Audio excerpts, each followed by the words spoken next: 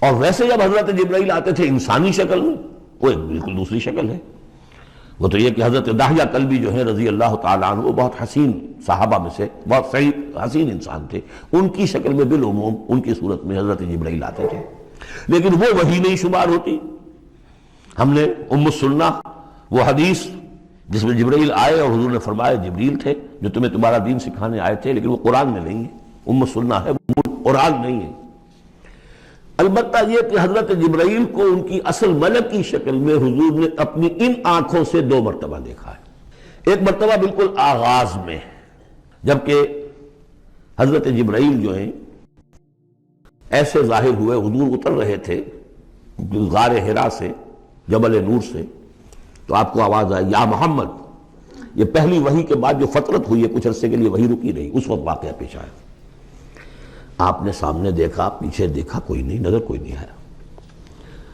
پھر تھوڑی دیر آپ چلے گئے، شاید مجھے کوئی دھوکہ لگا ہے، ایسی میں نے سنا ہے، کوئی آواز نہیں تھی۔ پھر آیا یا محمد، پھر دیکھا 2-3 مرتبہ کوئی نظر نہیں آیا، تو کچھ خوف سا محسوس ہوا۔ تیسری مرتبہ یا محمد، تو اچانک حضور کی نگاہ اوپر اٹھی، تو حضرت جبرائیل فرشتے کی جو اصل شکل ہے اس میں وہ تھے افق پر، اور پورا افق بھرا ہوا تھا۔ تو اصل ملک کی صورت میں حضرت جبرائیل کو حضور نے اس وقت دیکھا، اور ایک دیکھا ہے پھر عند سدرۃ المنتہا، شب معراج میں، جب ساتھ آئے ہیں لے جانے کے لیے انسانی شکل میں تھے۔ کوئی سواری بھی ایسی تھی جس کو کہ براق کہا جاتا ہے، وہ بھی محسوس شے تھی، لیکن یہ کہ جہاں انہوں نے کہا 7ویں آسمان پہ جا کر کہ بس اب آگے میری گنجائش، اب آگے آپ کو اکیلے جانا ہے، اس سے آگے اگر میں گزرا میرے پر جل جائیں گے، بے سوز تجلا بے سوزت پرم، اگر یکسر منہ برتر پرم، اگر میں نے اب اس سے آگے ایک بال برابر بھی میں آگے بڑھا تو میرے پر جل جائیں گے، تب آگے آپ کا کام۔ اس وقت بھی وہ ان کی اصل شکل میں ظاہر ہوئی حضرت جبرائیل علیہ السلام۔ یہ بات اس لیے ضروری ہے کہ جیسے محدثین جو ہیں وہ اس کی تحقیق کرتے ہیں کہ حضور سے کس نے سنا، اس سے جو روایت کر رہا ہے کہ میں نے اس صحابی سے سنا جو تابعی ہے، آیا ان کی ملاقات بھی ثابت ہے کہ نہیں؟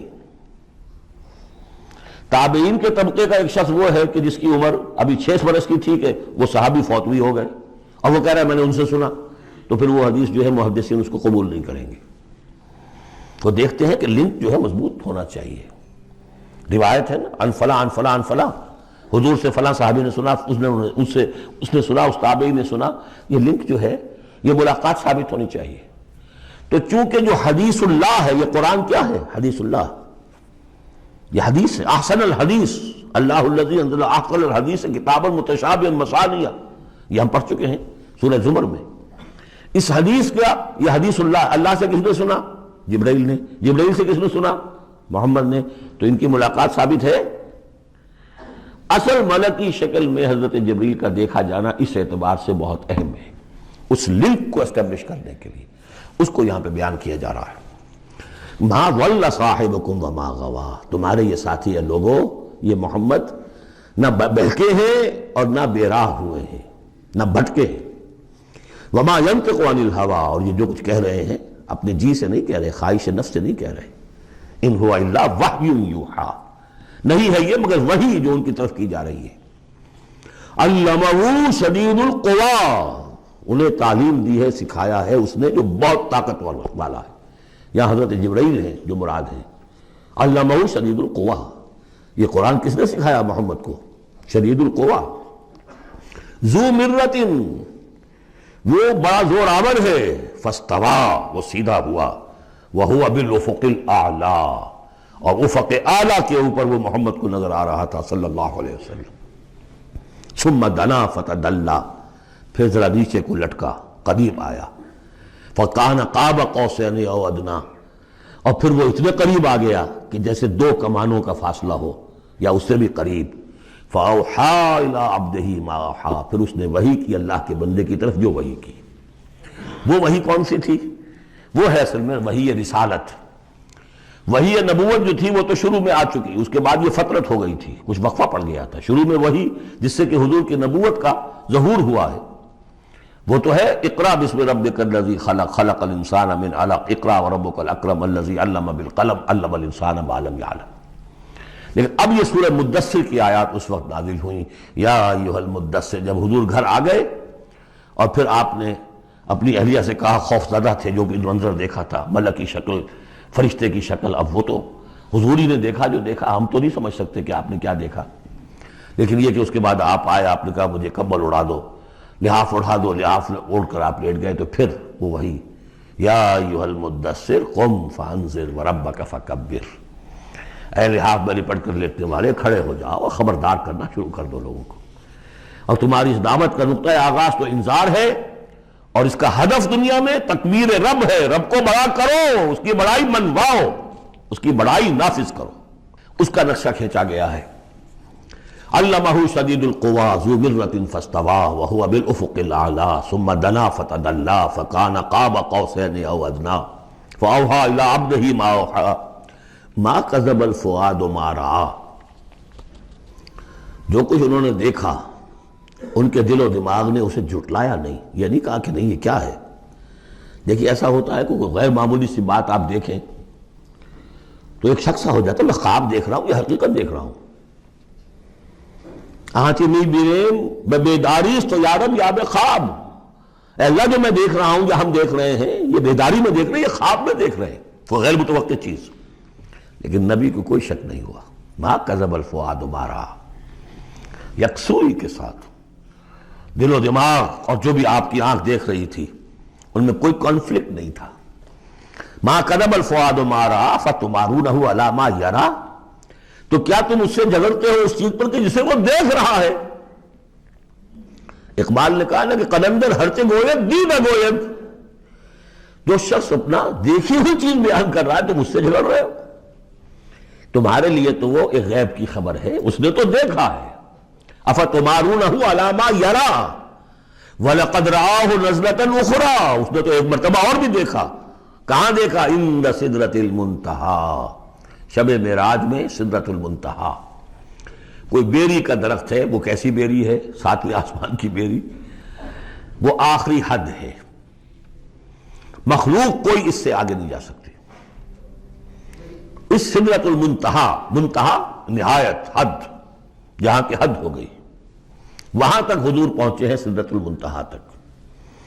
اندہا جنت الماوا، اور سب سے اونچی جو جنت ہوگی جنت الماوا، وہ اس کے قریب ہی ہے، وہ بھی ساتویں آسمان پر ہے. یہ تو درجہ بدرجہ ترقی ہوتی جائے گی نا. پہلی ضیافت جو ہے، پہلی نزل جو ہے، وہ تو اسی زمین پر ہو جائے گی.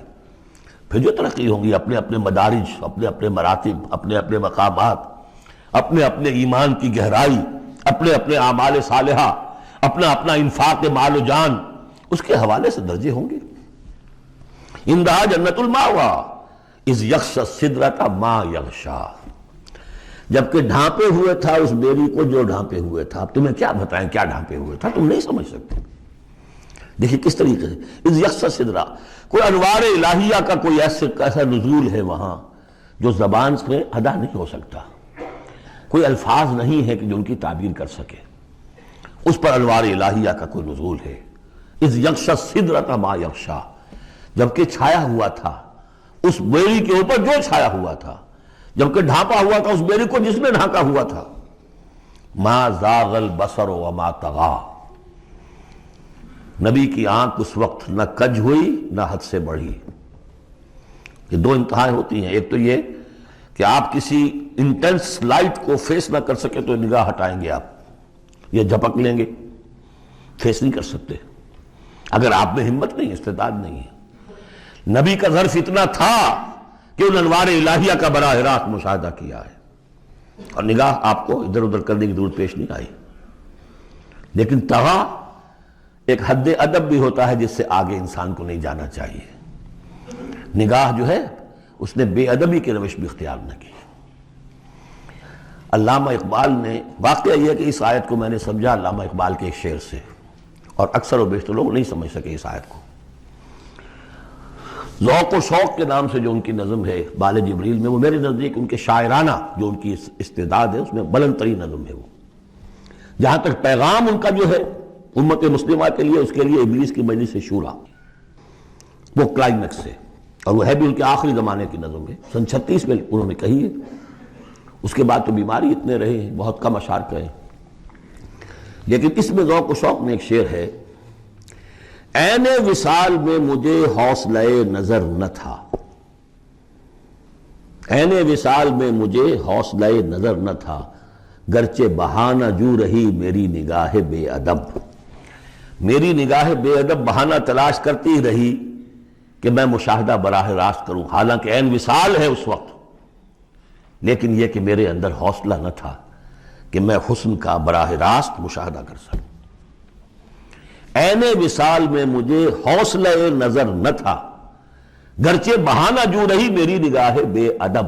یہاں ان دونوں چیزوں کے برعکس بات ہے جو اقبال اپنے بارے میں کہہ رہا ہے۔ میں تو بے ادب بھی ہوں، اور میں تو چاہتا تھا کسی طریقے سے حد ادب سے تجاوز کر کے دیکھوں، لیکن میرے اندر تو حوصلہ نہیں تھا۔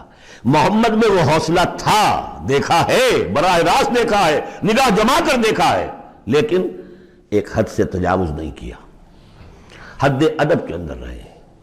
ما زاغ البصر وما طغى لقد رأى من آیات ربہ الکبریٰ، دیکھا انہوں نے اپنے رب کی عظیم ترین آیات کو۔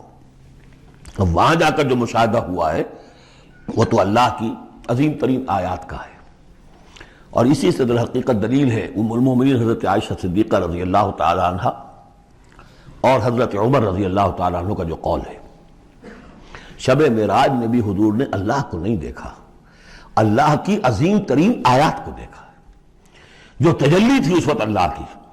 حضرت عائشہ صدیقہ کا کہنا تو یہ ہے کہ نور لا یرا، وہ نور ہے، دیکھے کیسا جا سکتا ہے۔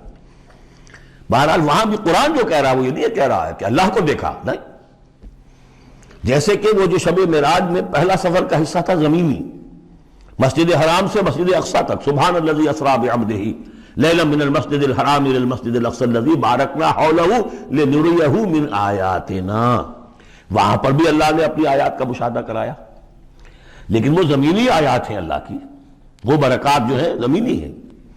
یہ تجلی جو ہو رہی ہے یہ ہو رہی ہے اس سدرۃ المنتہا پر، آخری حد ہے، مخلوق کی آخری حد ہے، اس سے آگے کہیے حرم ہے، حریم ذات ہے اللہ کی، جس میں کسی غیر کا کوئی دخل ممکن نہیں۔ اس حد پر جا کر جو وہاں تجلیات باری تعالیٰ تھے ان کا مشاہدہ کیا ہے۔ لقد رأى من آیات ربہ الکبریٰ۔